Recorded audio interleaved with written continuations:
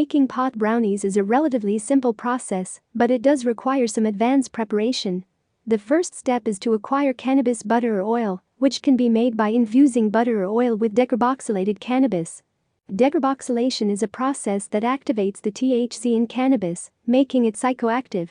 This can be done by baking the cannabis in the oven at a low temperature for about 30 to 40 minutes before infusing it into the butter or oil. Once you have your cannabis butter or oil, you can use it in place of regular butter or oil in a brownie recipe.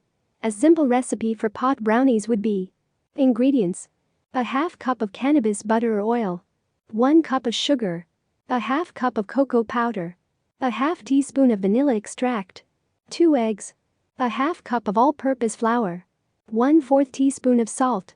Instructions: preheat your oven to 350 degrees Fahrenheit, 175 degrees centigrade.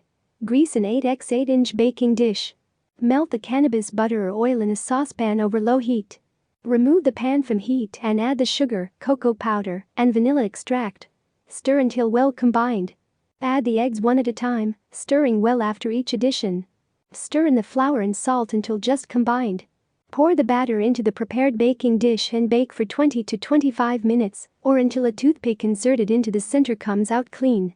Allow the brownies to cool before slicing and serving. It's important to note that the potency of the brownies will depend on the amount and strength of the cannabis butter or oil used in the recipe.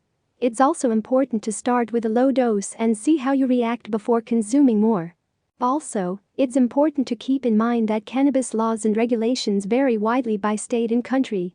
It's illegal to make or consume cannabis products in some places, and you should be aware of the laws in your area before making or consuming pot brownies.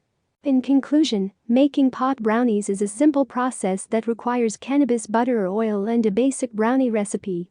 It's important to start with a low dose and be aware of the laws in your area before making or consuming pot brownies.